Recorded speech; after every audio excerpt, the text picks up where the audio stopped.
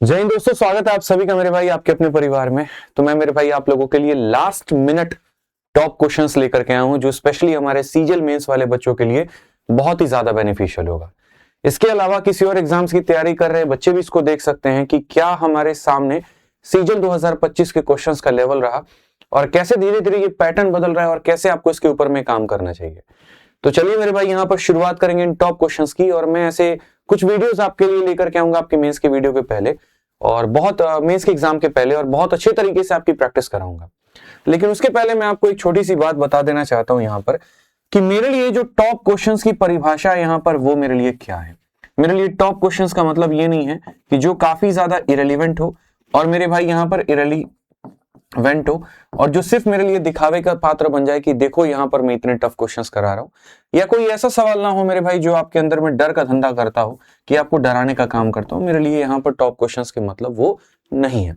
मेरे लिए tough questions के मतलब ये भी नहीं है कि लेंथी सवाल देखा और उसको शीट में डाल दिया और उसको टफ का नाम दे दिया, चाहे यहाँ पर पेपर के साथ कोई वास्ता है या नहीं है। मेरे लिए टॉप क्वेश्चंस का मतलब यहाँ पर यह है कि जो रेलिवेंट हो, आपके पेपर के साथ मेरे भाई यहाँ पर जो है अलाइन करता हो, जिसको देखें तो अंत समय में आपको ये ना लगे कि मेरा वक्त वेस्ट हो गया, जिसको देखने के बाद ये लगे कि हाँ पेपर में इनसे क्वेश्चन आया तो हम छोड़ करके नहीं जाएंगे और ये पूरे पेपर के रेलिवेंसी के साथ में मैच करेगा आपका। ठीक है, तो सबसे पहली बात यहाँ पर ये, साथ में उन टॉप क्वेश्चंस के जो सॉल्यूशंस मैं आपको कराऊंगा वो काफी ज्यादा स्मार्ट होगा, जिसको देखने के बाद में आपको ये भी समझ में आएगा कि सिर्फ क्वेश्चन ने दिमाग नहीं खोला बल्कि इसके सॉल्यूशन ने भी हमें कुछ हट करके बताया कि यार सवालों को ऐसे किया जा सकता था। तो यकीन मानिए मेरी तरफ से आप लोगों के लिए वीडियो कहीं ना कहीं छोटा सा प्यारा सा गिफ्ट है। ठीक है, और इसको पूरी तरीके से देखिएगा और सारे सवालों के बेस्ट कंसेप्ट को समझने की कोशिश करिएगा। जरूरत पड़ा तो वीडियो को डबल स्पीड पर भी देख सकते हैं, या जरूरत पड़ा तो वीडियो को 2 बार भी देख करके समझ सकते हैं, वो मेरे भाई आपके ऊपर में है।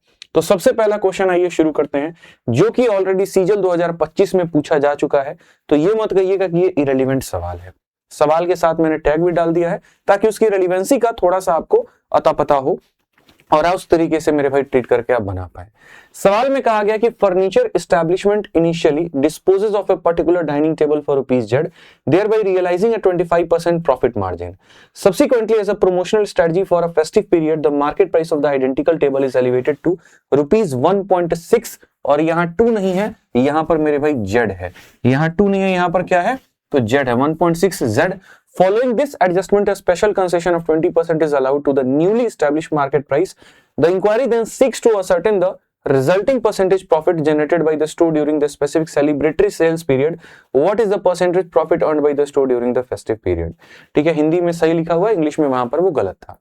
आसान भाषा में मैं अगर आपसे बात करूं तो सवाल में यहां पर यह कहा गया कि किसी वस्तु की पहले जो कीमत तुमने तय की थी वो यहां पर इतने रुपए की तय की थी, और इतने रुपए की कीमत तय करने पर इतने रुपए का मेरे भाई यहां पर जो है तय करने के बाद में तुमको 25% का मेरे भाई प्रॉफिट हो रहा था।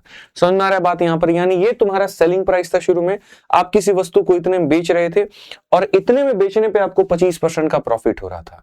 फिर उसके बाद में आपके पास में सेल का मौका आता है, तो अगर आप उतने ही वस्तु पे डिस्काउंट दोगे तो आपको लॉस हो जाएगा।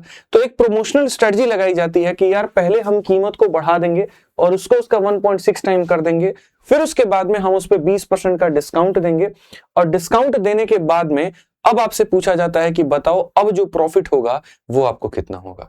तो ऐसे सवालों को सबसे बढ़िया रहता है सीरीज मेथड से बनाना, ताकि आपका सवाल आसानी से बन जाए। ठीक है, तो सबसे पहले अगर आप देखोगे तो आपको जो प्रॉफिट हो रहा था वो क्या हो रहा था, तो आपको प्रॉफिट 25% का हो रहा था, यानी 100 रुपए की चीज को आप यहां पर 125 में मेरे भाई बेच रहे थे, या 25% की फ्रैक्शन वैल्यू 1/4 होती है, तो 4 रुपए की चीज को आप 5 रुपए में बेच रहे थे। फिर उसके बाद में आपने अपने वस्तु को 1.6 टाइम्स मेरे भाई बना दिया, यानी अगर वो वस्तु 1 रुपए की थी तो आपने उसको 1.6 टाइम मेरे भाई अपने आप का बना दिया। ठीक है, बनाने के बाद में आपने वहां पर क्या किया, तो आपने मेरे भाई 20% का डिस्काउंट दे दिया, यानी 20% का मतलब 1/5, यानी 5 की चीज को मेरे भाई आपने कहीं ना कहीं 4 की चीज आपने बना दी। तो क्वेश्चन में आपसे कहा गया कि अंत में बताओ कि तुमको लाभ होता है कि हानि होता है। ये 3 स्टेप करने के बाद में पहले आप प्रॉफिट कमाते हो, फिर उसके बाद में आप मार्केट को मेरे भाई स्टैब्लिश करते हो रेट बढ़ा करके, और फिर उसके बाद में आप डिस्काउंट देते हो, तो फाइनली यहां पर जो है अब आपको प्रॉफिट होता है तो कितने का होता है। यहां से जब हम देखेंगे तो 5 से आपका 5 खत्म, 4 से आपका 4 खत्म, ठीक है, और 1 की चीज 1.6 में आती है, यानी अगर हम 100 से मल्टीप्लाई करें तो 100 की चीज 160 हो जाएगा, तो अल्टीमेटली आपको प्रॉफिट कितने का होगा, तो अल्टीमेटली आपको प्रॉफिट जो होगा वो 60% का होगा। क्लियर है ये बात, यहां पे कोई दिक्कत की बात है? आइए चलिए नेक्स्ट क्वेश्चन पे चलते हैं। अगला सवाल मेरे भाई यहां पर देखते हैं, 2 नंबर क्वेश्चन। सवाल में यहां पर कहा गया कि consider the first 100 natural number, दिमाग में शुरू के 100 नेचुरल नंबर को लेकर के चलो, और उसमें यहां पर देखो कि कितने ऐसे लोग हैं जो ना 2 से कटते हैं, ना 3 से कटते हैं, ना 5 से कटते हैं, ना 7 से कटते हैं, ना 9 से कटते हैं। तो मेरे भाई अगर बात मानो 2 से जो नहीं कटेगा, तो मतलब 2 से जो नहीं कटेगा, तो 2 से कौन नहीं कटेगा, जो सारे के सारे प्राइम नंबर होंगे, ठीक है। आप समझिए 3 से कौन नहीं कटेगा, जो 3 के मल्टीपल में नहीं आता हो, और 3 के मल्टीपल में जो नहीं आएगा वो प्राइम नंबर है। 5 से कौन नहीं कटेगा, जो 5 के मल्टीपल में नहीं आता हो। 7 से कौन नहीं कटेगा, मतलब बेसिकली अगर हम 1 से लेकर के 100 तक देखें, तो जैसे मानो 2 है, 4 है, 6 है, 8 है, ये सारे के सारे 2 से कट जाएंगे, यानी 2 के मल्टीपल नहीं ले सकते, 3 के मल्टीपल नहीं ले सकते, 5 के मल्टीपल नहीं ले सकते, 7 के मल्टीपल नहीं ले सकते। 3 के जितने भी मल्टीपल है वो पक्का 9 से कटते ही कटते हैं। जैसे 3 का मल्टीपल 18 है, वो 3 से भी कटता है, 9 से भी कटता है, तो इसको यहां अलग से लेने की जरूरत नहीं है, सिर्फ इस पे फोकस करने की जरूरत है। तो मतलब मेरे पास में सारे के सारे प्राइम नंबर 1 से लेकर के 100 तक, पहले मुझे वो पता करने हैं। तो 1 से लेकर के 100 तक बच्चों कितने प्राइम नंबर होते हैं मेरे भाई, यहां पर 25 प्राइम नंबर होते हैं। उस 25 प्राइम नंबर में मेरे भाई यहां पर, ठीक है, उस 25 प्राइम नंबर के अंदर में 2 भी होगा, 3 भी होगा, 5 भी होगा और 7 भी होगा। तो कहा गया इससे भी नहीं कटे, इससे भी नहीं कटे, इससे भी नहीं कटे, इससे भी नहीं कटे, यानी वो 4 संख्या है, तो आपको माइनस मेरे भाई यहां पर कर देनी है। तो कुल मिलाकर के कितना आ जाएगा, 21। तो आप 21 को जाके टिक नहीं करेंगे, थोड़ा यहां पर ठहरेंगे, और थोड़ा यहां पर ठहरेंगे और विचार करेंगे। 1 से लेकर के 100 तक में 1 जो है एक ऐसी संख्या है, 1 एक ऐसी संख्या है मेरे भाई यहां पर जो प्राइम भी नहीं है और कंपोजिट भी नहीं है। आपने तो सिर्फ और सिर्फ प्राइम नंबर को कंसिडर किया। 1 एक ऐसी संख्या है जो इनमें से किसी से भी नहीं कटती है, आपको वो लेना जरूरी है। तो इसीलिए 1 के लिए +1 करके आप आंसर को 22 बनाएंगे, और तो ऑप्शन नंबर जो सी है उसको टिक करेंगे। इस बात का ध्यान रखिएगा, सारी अभाज्य संख्याओं में से उन 4 को घटा दीजिए, 21 आ जाएगा। एक ऐसा नंबर था मेरे भाई यहां पर जो प्राइम भी नहीं था और साथ में इनसे कटता भी नहीं था, आपने उसको छोड़ दिया था, तो 1 को जोड़ करके इसको क्या बनाएंगे, 22 बनाएंगे। आइए चलिए मेरे भाई ऑड इवन के औसत के ऊपर में एक सवाल है बड़ा प्यारा सा, जहां पर आप देखिए आपके सामने यहां पर कहा गया कि भैया हमारे पास में 5 इवन नंबर है, x1, x2, x3, x4, x5, और 4 ऑड नंबर है, y1, y2, y3, y4। ठीक है, इन 5 मेरे भाई इवन नंबर का जो एवरेज है, ठीक है, 5 इवन नंबर का जो एवरेज है वो 5 ज्यादा है मेरे भाई यहां पर कहीं ना कहीं बाकी के ऑड नंबर से। ऐड नंबर नहीं होगा, ऑड नंबर होगा, यानी इवन का एवरेज 5 ज्यादा है ऑड के एवरेज से। तो अगर हम यहां देखें तो इवन हो गया और ये ऑड हो गया। अगर मैं ऑड के एवरेज को इतना मानता हूं तो इवन का एवरेज हमारे सामने कितना हो जाएगा, इतना हो जाएगा। ठीक है, अब समझना मेरे भाई बात को। कहा गया sum of the even number is 30 more than sum of odd number. अगर हम यहां पर इवन का जो सम देखें, एक संख्या का एवरेज इतना है तो 5 लोगों का सम इतना होगा, और ये मेरे भाई ऑड का सम, एक संख्या का एवरेज इतना है तो 4 ऑड नंबर है तो उनका सम इतना होगा। तो इवन का सम ऑड के सम से कितना ज्यादा है, तो मेरे भाई यहां पर 30 ज्यादा है। आप देखो 5m में से 4m को घटा दो तो m आ जाएगा, और ये 25 को ले जाकर के घटा दो तो मेरे भाई 5 आ जाएगा। m का मान कितना है, 5 है। तो सम ऑफ ऑड नंबर यहां पर find the average of odd number, तो ऑड का एवरेज m है और m का मान 5 है। ऑप्शन नंबर सी जो होगा वो करेक्ट आंसर होगा। ठीक है, आ जाओ चलो नेक्स्ट क्वेश्चन की बात करते हैं। अगला सवाल यहां देखते हैं। ये क्वेश्चन टफ नहीं है, लेकिन ये क्वेश्चन थोड़ा कंसेप्चुअल क्वेश्चन है, जिसमें हो सकता है बच्चे कंफ्यूज कर जाएं पेपर में। तो मैंने टॉप क्वेश्चंस के कैटेगरी में इसको रखा तो है, लेकिन इसको इसीलिए डाला मेरे भाई यहां पर क्योंकि मैंने देखा इसमें 70% से ज्यादा बच्चे गलती कर गए और छोटी सी बात को वो नहीं समझ पाए। क्वेश्चन में ये पूछा गया था कि हमने 200 सॉफ्टवेयर इंजीनियर्स के सैंपल लिए, उसमें हमें ये पता करना है determine the ratio of those proficient in Python to those proficient in Java. ठीक है, तो असल में आप इस सवाल को वेन डायग्राम से समझ सकते हैं। वेन डायग्राम में क्या है मेरे भाई, यहां पर कुछ इस तरह का मेरे भाई इसका वेन डायग्राम बनेगा। ठीक है, जिसमें पाइथन और जावा जिनको दोनों आता है, तो पाइथन और जावा वाले लोग कितने होंगे, तो मेरे भाई यहां पर 50 लोग होंगे। पाइथन ओनली वाले कितने लोग होंगे, तो 70 लोग होंगे। जावा ओनली वाले कितने लोग होंगे, तो 60 लोग होंगे। और यहां दोनों में किसी में नहीं होंगे तो वो कितने लोग होंगे, तो 20 लोग होंगे। ठीक है। क्वेश्चन में कहा गया मेरे भाई those proficient in Python to those proficient in Java. तो पाइथन आने वाले कितने लोग हैं, तो 120 लोग हैं, और जावा आने वाले कितने लोग हैं, तो 110 लोग हैं। इनका रेशियो लोगे तो 12 और 11 का रेशियो बनेगा, ऑप्शन नंबर बी आएगा। तो ये टफ नहीं था, बस एक थोड़ा सा कंफ्यूजिंग क्वेश्चन था, इसीलिए मैंने इसको यहां डाला ताकि पेपर में अगर ऐसा कुछ क्वेश्चन आ जाए तो आप वहां पर गड़बड़ ना करो। ये एक बढ़िया सवाल है जिसको आपको इज्जत देनी चाहिए, और आप इस सवाल को समझिए। यहां पर इस क्वेश्चन में क्या कहा गया है, प्रॉफिट लॉस का कहा गया कि अ bakery produce 5000 cake at a total cost of 2,50,000. They gave away 500 cake for a promotional event. For the remaining cakes, they offered a 20% discount on the market price of 75 per cake. Additionally, they gave one cake free with every 9 cake bought. If all the 5,000 cake were distributed, what is their overall gain or loss percent? सवाल पढ़ोगे तो ऐसा लगेगा पता नहीं क्या पढ़ा, but इसको बनाने के कई सारे तरीके हैं। मैं आपको सबसे पहले मेथड नंबर 1 बताता हूं, जो थोड़ा सा हो सकता है बेसिक से आपको रिलेट करवा दें हम, और बाद में इसका हम तरीका बताएंगे कि इसको उड़ाना कैसे होता है। ठीक है, आप एक बेकरी चला रहे हैं जहां पर आप कुल मिलाकर के 2,50,000 रुपए में 5,000 केकों को बना रहे हैं, यानी पर केक की जो कॉस्ट आ जाएगी वो यहाँ पर 50 रुपए के करीब में आ जाएगी। ये सीपी हो जाएगा आपका। ठीक है, उसके बाद में आपने प्रचार के कार्यक्रम के दौरान 500 केक बांट दिए। तो जब आप मेरे भाई खरीदते हो, यहां पर आप खरीदते हो, तो आप 2,50,000 रुपए इन्वेस्ट करके मेरे भाई खरीदते हो। समझ में आ गया बात। लेकिन जब आप बेचने जाते हो तो 5,000 केकों में तो मेरे भाई यहां पर 500 केक तो आपने पहले ही प्रोमोशनल एक्टिविटी में खत्म कर दिए, बचे आपके पास में 4500 केक।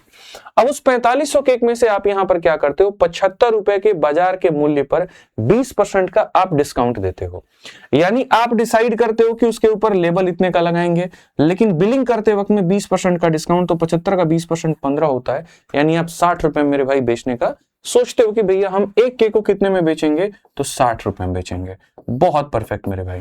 फिर उसके बाद में आपका क्या मन होता है कि हम जो है, फिर कोई ग्राहक ऐसे 9 केक ऑर्डर करेगा तो उसके साथ में एक केक हम फ्री में दे देंगे। तो खरीदे गए प्रत्येक 9 केक पर एक मुफ्त दे देते हो। तो आप यहां पर एक मुफ्त दे रहे हो कितने पे, तो 9 पे। तो डिस्काउंट की बात अगर हम करेंगे तो एक आ जाएगा अपॉन में टोटल, यानी 1/10। 1/10 का मतलब 10% का आपने डिस्काउंट दे दिया, यानी 10% केक आपने डिस्काउंट में दे दिए। तो फिर इसमें से भी आप क्या करोगे, 10% तो आप ऐसे ही निकाल दोगे। तो निकालने के बाद में यहाँ 4500 का 10% 450 होता है, इसमें से 450 निकाल दोगे तो 4050 केक आपके पास में बचेगा। ठीक है, अब इतना केक बचेगा और आप उस हर एक केक को 60 रुपए के हिसाब से बेच रहे हो, तो ये आपका हो जाएगा सेलिंग प्राइस। तो क्वेश्चन में कहा गया कुल लाभ या हानि का परसेंट क्या है।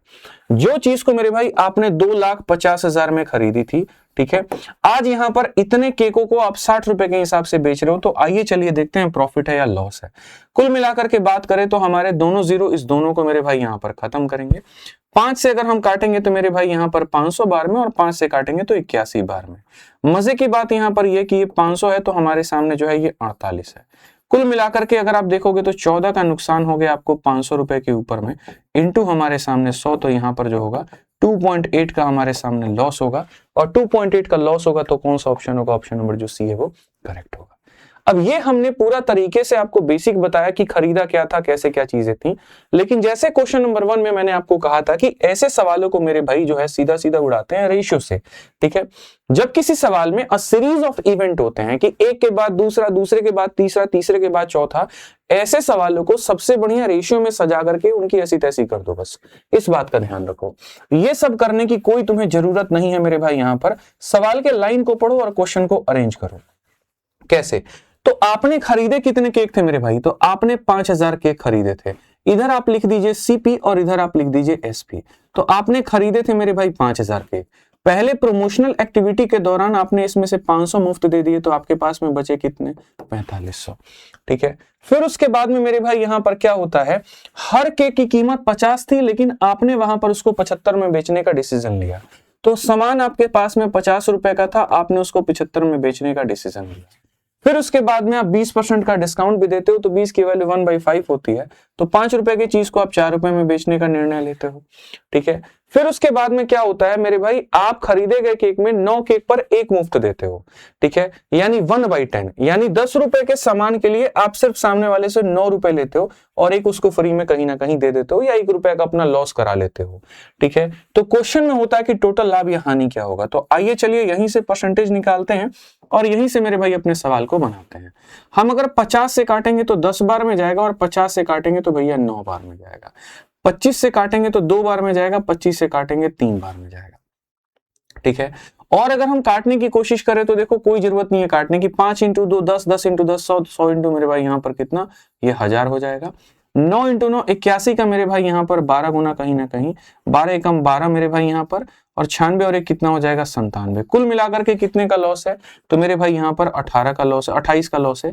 कितने का लॉस है, 28 का। 28 का लॉस 1000 पे, तो 100 पर कितना, तो 2.8, तो यानी 2.8 का क्या हो जाएगा, लॉस हो जाएगा। सीरीज ऑफ इवेंट अगर जब आपके हो रहे हैं तो बढ़िया तरीके से रेशियो पर सजा करके उसको बनाइए, कोई दिक्कत की बात आपको नहीं आएगी। आइए चलिए नेक्स्ट क्वेश्चन पढ़ते हैं जल्दी से। 6 नंबर क्वेश्चन क्या कहा गया, कहा गया high end watch is initially markup by 50% above its cost price. During a sale it is offered at a discount of 20% on the market price. However, a special customer receive an additional discount of 5% on the discounted price, bringing the final selling price to 4320. Shopkeeper still make a profit of 8% on the cost price after all the discount. What is the original cost price of watch and the value of Y? आसान question है मेरे भाई। सबसे पहले महंगी घड़ी की कीमत शुरू में लागत मूल्य से 50% अधिक है। 50 की वैल्यू 1/2, यानी 2 रुपए की चीज को आपने 3 रुपए में लिस्ट किया है। उसके बाद अंकित मूल्य पर 20% का छूट देते हो, तो यानी 5 की चीज को मेरे भाई यहाँ पर 4 में देने का आप यहाँ पर कहते हो।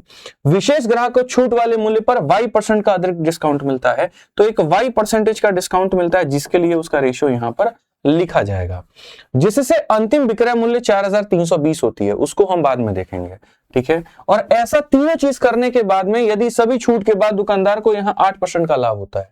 8% का मतलब 2/25, यानी 25 की वस्तु को फाइनली आप कितने में देते हो, तो 27 में देते हो। तो दो बातें पूछी गई हैं, पहले वो Y का मान और दूसरा उसके बाद में यहाँ पर आपको वस्तु का लागत मूल्य। पहले मैं इस सवाल को सेम बात है कि बेसिक से बताऊंगा और बाद में उसके बाद 1 सेकंड में उड़ाने का तरीका भी मैं आपको बताऊंगा। मेरा शुरू से ये तरीका रहता है, सवाल चाहे टॉप हो चाहे सवाल बेसिक हो, मेरे मेथड हमेशा 2 होते हैं यहाँ पर, आपको एक समझाने वाला और एक उड़ाने वाला। तो जैसे अगर ये हो गया प्रॉफिट, ये हो गया डिस्काउंट, ये हो गया डिस्काउंट, ये हो गया अंतिम प्रॉफिट, हम इसे कैसे लपेटेंगे, तो क्रॉस मल्टीप्लिकेशन, जो कि मैं बार बार पढ़ाता हूं। 25 के ऊपर में आप यहाँ 25 को रखेंगे, 27 के ऊपर में आप यहाँ 27 को रखेंगे, इसको 3 और 4 से मेरे भाई यहाँ पर मल्टीप्लाई करेंगे और इसको यहाँ पर 5 और 2 से मेरे भाई आप यहाँ पर मल्टीप्लाई करेंगे। एट द एंड में आप यहाँ पर देखो सॉल्व करो भाई, 5 से तुम्हारे सामने कट जाएगा 5 बार में और 2 से तुम्हारे सामने कट जाएगा 2 बार में, 5 दिए 15, 2 30, 3 से आप काट लो यहाँ पर 9 बार में। तो एट द एंड में 10 रुपए की चीज को तुम 9 रुपए में दे रहे हो, ये डिस्काउंट था। तो कितने का डिस्काउंट मेरे भाई, 1 का डिस्काउंट 10 पे, तो Y की वैल्यू हो जाएगी 10%। तो डिस्काउंट का मान कितना हो जाएगा, 10%। तो यहाँ पर देखो 10% कौन सा ऑप्शन है, ये ऑप्शन है, तो ये तुम्हारा हो जाएगा उत्तर। लेकिन उसके लिए तुम सीपी बोलोगे कि सीपी भी निकाल के दिखाइए, तो दिक्कत ही नहीं थी। लास्ट में आपने अपने आर्टिकल को इतने रुपए में बेचा था, अगर आप देखोगे यहाँ पर फाइनल सेलिंग प्राइस इज इतना और उसमें प्रॉफिट हुआ था 8% का। तो आप मुझे बताओ यहाँ पर कि भैया 4320 में तुमने कोई वस्तु को बेचा, 8% का प्रॉफिट हुआ, तो मतलब ये 108 का मान था। सीपी निकालना है तो इससे गुना करो, यहाँ 40 बार में काटोगे, 40 इंटू इतना, तो 4000 आ जाएगा। अब मेरा ये कहना था इस सवाल में कि जब ने तुम इस सवाल को पढ़ा तो मेरे भाई तुम सारा का सारा सॉल्व करने क्यों गए, क्यों लगाया तुमने यहाँ पर रेशियो, क्यों बुद्धि तुम्हारी पेपर में काम नहीं की। ऐसा नहीं है कि क्वेश्चन टफ आ रहे, ऐसा है कि लोगों के जो मेथड है वो भी वही आते हैं। सारा डिस्काउंट लगाने के बाद में लास्ट में सेलिंग प्राइस इतना आता है और उस पर 8% का प्रॉफिट होता है। तो सिर्फ सीपी हम देख लेते हैं, 4320 जो है मेरे भाई सेलिंग प्राइस है, 108 का मान है, हमें सीपी निकालना है, 100 से गुना करेंगे। क्योंकि मैंने हमेशा मेरे भाई कही है, चाल चीते की होना हो, नजरबाज की होनी चाहिए। आप देखिए सीपी 4000 है, एक ही ऑप्शन आपका 4000 अलाउ करता है, बाकी करता भी नहीं। तो पेपर के पैनिकनेस में यहाँ कई लोग इस जाल में फंस जाते हैं। दिमाग खुला रखोगे तो इस जाल में नहीं फंसोगे, पेपर में ध्यान रखना जब मेंस देने जाना। तो आ जाओ, चलो यहाँ पर एक और सवाल जिसमें काफी लोगों से गलती होती है, आपसे नहीं होने देंगे। कहा गया कि अगर तुमको what is the number of 5 used in numbering 260 page, अगर 260 पन्ने की किसी किताब को टाइप करना है, 5 कितनी बार टाइप करोगे। हालांकि रटा रटाया सवाल है, बट फिर से बेसिक बता देता हूं, सिर्फ 5 की बात नहीं हो रही है, कोई भी सिंगल डिजिट को अगर तुम इस्तेमाल करोगे ना तो उसको कितनी बार करना पड़ता है। जैसे 5 है, 5 5 में आता है, 5 15 में आता है, 5 25 में आता है। देखो मैं पूरा लिख दे रहा हूं मेरे भाई यहाँ पर। 5 कहाँ आता है? 5 में, 5 15 में आएगा, 5 25 में आएगा, 5 35 में आएगा, 5 45 में आएगा, 5 55 में आएगा, 5 65 में आएगा, 5 75 में आएगा, 5 85 में आएगा, 5 95 में आएगा। और 5 कहाँ आएगा? तो 50 में आएगा, 51 में आएगा, 52 में आएगा, 53 में आएगा, 54 में आएगा, 56 कह रहा हूं यहाँ पर जो है मेरे भाई, सही है, 56 में आएगा मेरे भाई, यहाँ 56 में आएगा, 57 में आएगा, 58 में आएगा, 59 में आएगा। आपको गिनती कैसे करते हो पता है? 1 2 3 4 5 6 7 8 9 10, यहाँ 10 हो जाएगा। 1 2 3 4 5 6 7 8 9 10, लेकिन बोलोगे बीच वाला तो काउंट कर लिए 9 हो जाएगा। जैसे 19 लिखते हो वहीं पर गलत कर देते हो। कारण ऐसे समझ लो, इस सीरीज की काउंटिंग करने में आपने ये वाला 5 ले लिया और बाद वाले सीरीज काउंटिंग करने में यहाँ ये वाला 5 लिया, क्योंकि यहाँ 5 2 बार था। तो यहां से 10 और यहां से 10, कुल मिलाकर के कितना आ गया? तो 20 आ गया। अगर मेरे भाई 1 से लेकर के 100 तक 20 आता है, तो 100 से लेकर के 200 तक उसमें भी मेरे भाई 20 आएगा। और फिर 200 से लेकर के 60, तो 200 से लेकर के 60 में कौन नहीं आएगा? ये पूरा आएगा, ये पूरा आएगा, बस ये 4 नहीं आएंगे। तो 20 में वो 4 नहीं आएंगे तो 16 आएंगे। तो यानी कितना हो जाएगा? तो मेरे भाई 56। ऑप्शन नंबर बी जो है वो करेक्ट आंसर है। आइए चलिए नेक्स्ट क्वेश्चन की बात करते हैं। 8 नंबर सवाल यहां देखते हैं क्या कहा गया। एक लॉजिकल सा सवाल जो आपके पेपर में पूछा गया था। कहा गया था मेरे भाई कि ए और बी 60,000 रुपए और 90,000 रुपए किसी बिजनेस में इन्वेस्ट करते हैं और 1 साल के बाद में प्रॉफिट को अपने अंदर में डिस्ट्रीब्यूट करते हैं सिंपल इंटरेस्ट के आधार पर, जो कि होता है 10% पर एनम कैपिटल का। टोटल प्रॉफिट इंटरेस्ट को मिलाकर के 25,000 है, तो ए का शेयर कितना था? मतलब इनको जो पैसा मिलता है वो इनके इन्वेस्टमेंट के रेशियो में भी मिलता है और साथ में इनको जो पैसा मिलता है वो इनके कहीं ना कहीं जो पैसा इन्वेस्ट किया उसके इंटरेस्ट का भी मिलता है। तो अगर हम देखें इसने 60,000 इन्वेस्ट किया, तो मेरे भाई 60,000 का 10% के हिसाब से जो इंटरेस्ट हुआ वो कितना हुआ? 6,000। और ये कितना हुआ? 9,000। 6,000 इसका ब्याज, 9,000 इसका ब्याज, 15,000। तो 25,000 के प्रॉफिट में से 15,000 अब ख्याल ही निकल गया ब्याज, बचा कितना? 10,000। अब ये 10,000 जो प्रॉफिट आएगा वो इन्वेस्टमेंट के रेशियो की वजह से आएगा। और इन्वेस्टमेंट का रेशियो मेरे भाई यहां पर क्या है? तो इन्वेस्टमेंट के रेशियो 2 और 3 के अनुपात में है। ठीक है, यानी 5 यूनिट का मान कितना है? तो 10,000 है। तो 1 का मान कितना? 2,000। तो इसको मेरे भाई कितना मिलेगा इन्वेस्टमेंट की वजह से? तो 4,000 रुपए। और इसको इन्वेस्टमेंट की वजह से कितना मिलेगा? 6,000 रुपए। इसको ब्याज की वजह से कितना मिला? तो अपनी इन्वेस्टमेंट का 10% यानी 6,000। और अगले को ब्याज का कितना मिला? तो मेरे भाई 9,000। इसीलिए इसका प्रॉफिट बनता है 10,000 का, इसका प्रॉफिट बनता है 15,000 का और टोटल आता है 25,000 का। ए का बोलेगा तो 10,000 बताओ, बी का बोलेगा तो 15,000 बताओ। बस इतना सा सवाल था। मैं बार बार कहता हूं क्वेश्चन टफ नहीं होते हैं, वो सॉल्यूशन जो होते हैं ना, मैं जब समझाता हूं और जब मैं सॉल्यूशन उसके बनाता हूं तो वो क्वेश्चन को आसान बना देता है। और कोई बात यहां पर नहीं है। मेरे कोई भी सॉल्यूशन को देखोगे 1 से 2 लाइन का सॉल्यूशन 3 लाइन का मिलेगा, बस इससे ज्यादा और कुछ नहीं। जबकि वो सवाल हैं जिनको काफी बच्चे छोड़ करके हैं। अब जैसे मैं आपको ये सवाल दिखाता हूं एसआई का। होता क्या है कि यहाँ पर अमन 30,000 रुपए को एक स्टार्टअप में लगाता है और यहाँ पर स्टार्टअप में मेरे भाई 2 स्कीम के अंदर में पैसा लगाता है। एक स्कीम ए और एक स्कीम बी है। स्कीम ए उसको 9% का इंटरेस्ट देता है, बी उसको 6% का इंटरेस्ट देता है। तो दोनों पैसा मिलाकर के कितना हुआ? 30,000। ए और बी का पैसा मिला दो तो 30,000 हो जाएगा। जैसे इसमें 10,000 है तो इसमें 20,000, या इसमें 20,000 है तो इसमें 10,000, कुछ इस तरीके से। दोनों में मेरे भाई यहाँ पर ए और बी को जब वो इंटरेस्ट के रूप में देता है तो 4 सालों के बाद में ब्याज 9600 रुपए का आता है। ठीक है, फिर उसका मूड बदलता है और उसके बाद में वो क्या करता है? पैसे को फ्लिप कर देता है। इसका पैसा इसमें लगा देता है, इसका पैसा इसमें लगा देता है, और जिसके कारण उसको 1,200 रुपए मेरे भाई यहाँ पर अब कम ब्याज मिलता है। यानी 9600 में से 1,200 घटा दो, 8400 का ब्याज आता है। ठीक है, तो मेरे भाई कहा गया यहाँ पर कि 30,000 रुपए में शुरू में ए वाले स्कीम के अंदर उसने कितना पैसा इन्वेस्ट किया था। मैं आपको मेरे भाई यहां पर बताता हूं, देखो क्या होगा।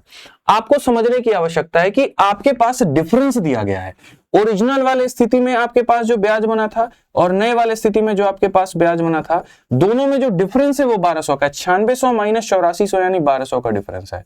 तो ओरिजिनल में जो ब्याज बना था वो कितना बना था? तो मेरे भाई यहां पर देखो, ऐसे मान करके चलो कि तुम सपोज करो, यहां पर ऐसे सपोज करो मेरे भाई, यहां पर ये x है और ये y है।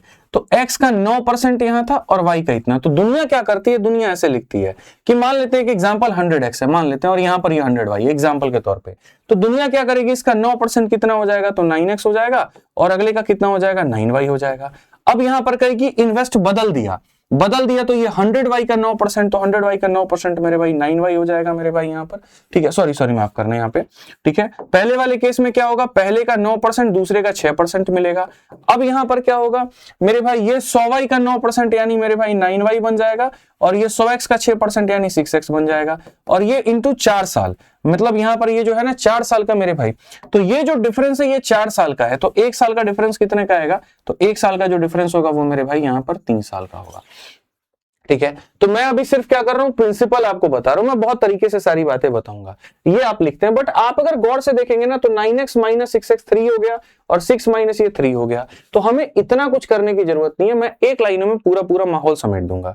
मैं सिर्फ आपसे यहां पर कहता हूं कि दोनों पैसे का जो अंतर आया है वो 1200 का आया है, तो एक काम करते हैं, दोनों प्रिंसिपल का अंतर ले लेते हैं a माइनस बी, ये इसका प्रिंसिपल, ये इसका प्रिंसिपल, इनका प्रिंसिपल ये p हो गया, p के बाद में r हो गया, r के बाद में t हो गया, और बट्टे में कितना हो जाएगा, तो 100 हो गया। p हमारा इतना, जैसे प्रिंसिपल का डिफरेंस लिया तो वैसे रेट का भी डिफरेंस ले लो, इतना हो गया, ये टाइम हो गया बट्टे में 100, ये तुम्हारा कितना हो गया, तो 1200। आप अगर देखोगे तो मेरे भाई a माइनस बी का मान आपके सामने कितना आ गया, 10,000 रुपए, और दोनों स्कीम में मिलाकर के पैसा कितना दिया था, 30,000 रुपए। अब दोनों स्कीम में मिलाकर के जब पैसा 30,000 दिया तो एक स्कीम यानी ए का मान निकालना है, 40 का आधा कितना हो जाएगा, 20,000 रुपए हो जाएगा, और बी का ऑटोमेटिक फिर हमारा 10,000 हो जाएगा, काम खत्म। तो कहा गया ए का मान बताओ, तो ए का मान बताएंगे तो कितना आएगा, 20,000 आ जाएगा।